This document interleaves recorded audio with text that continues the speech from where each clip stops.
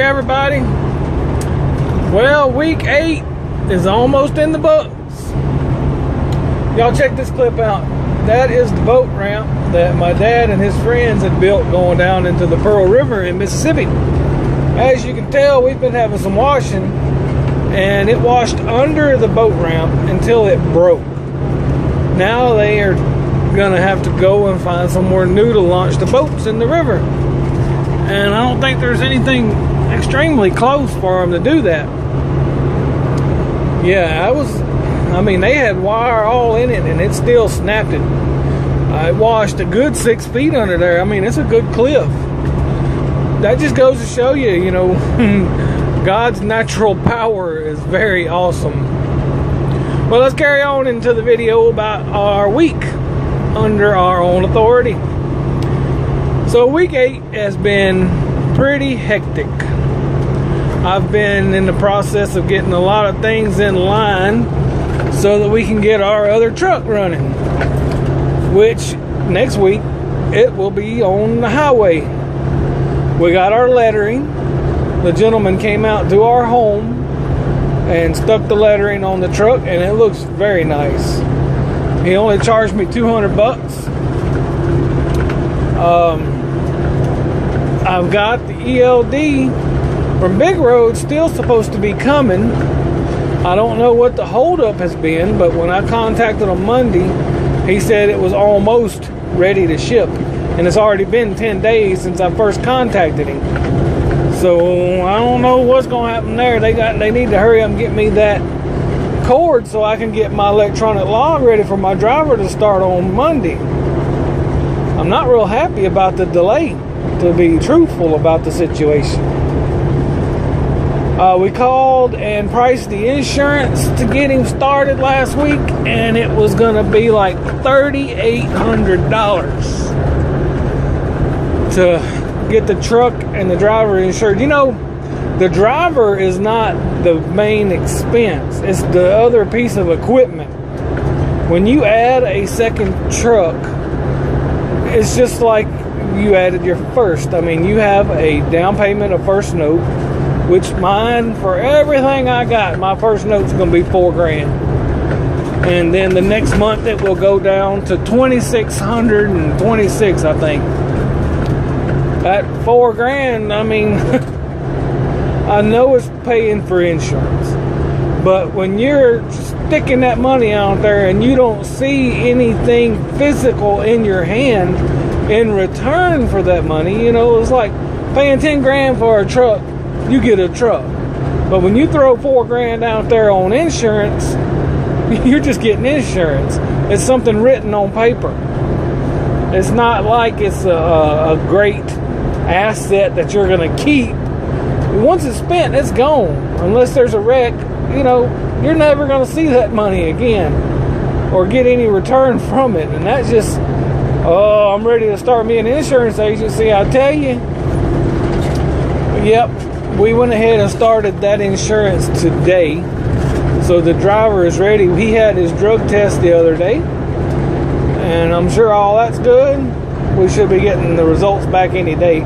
You cannot put a driver in a truck until you receive those results. You can get high fines for that type of stuff, if I understand what they told me. You got to have your drug and alcohol policies. You got to have all your paperwork signed and all your T's crossed and your I's dotted before the driver makes 1 mile for you. We did order 2 trailers. We got the buy one, get one half off through Ryder. I found 2 liftgate trailers that were sitting over in Jacksonville, Florida. Both trailers, I think, cost me $18,000.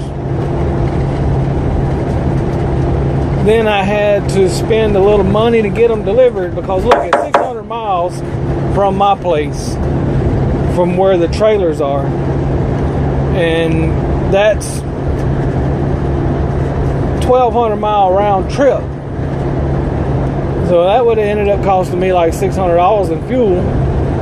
And the day, actually 2 days out of work. So it was just as cheap for me to let them bring them and me keep working local. And so that's what we did. They delivered one this morning, and we will be getting the other one soon, I hope.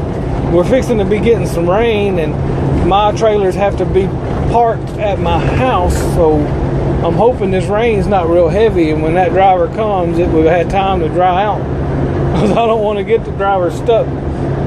I've got stuck once over there, but that was because I was somewhere I wasn't supposed to be on the property.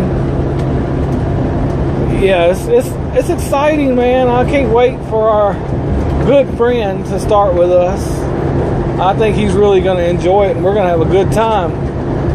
You know, I got this direct shipper, and they treat us really good, and we try to return the favor. You know, it's about going the extra mile.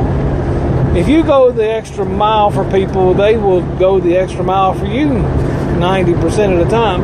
Now, you do have those people that will use you up. They will use everything that you give them. And I don't think these are those type of people. I mean, they'll use it, but they'll take care of you, and they'll help you as much as they can. Now, there was something else on my heart today. I was listening to one of the books on YouTube, and they were talking about not running from your problems, to stand firm in front of your problems and give it all you have.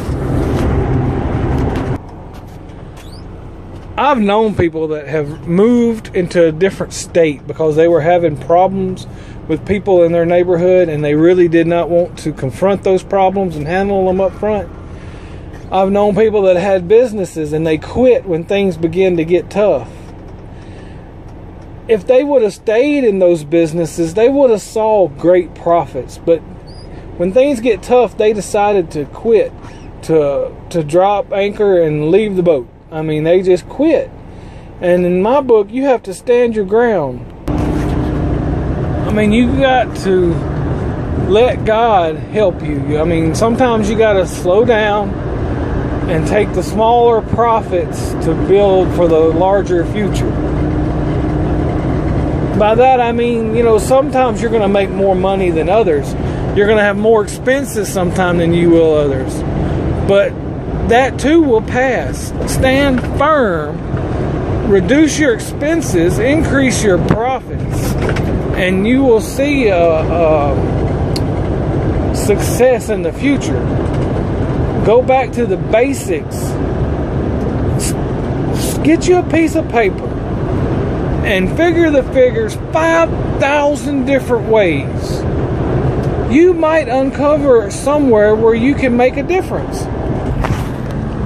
Like right now, with my expenses, they're at one of the highest levels that I think I'll see for a long time. You know, when I drop that $4,000 next month for the driver and the truck coming home, I believe from there out, I will do nothing but lower expenses. One day I'll get out my whiteboard and I'll kind of show y'all my plans and how big of an effect it can have on my monthly numbers.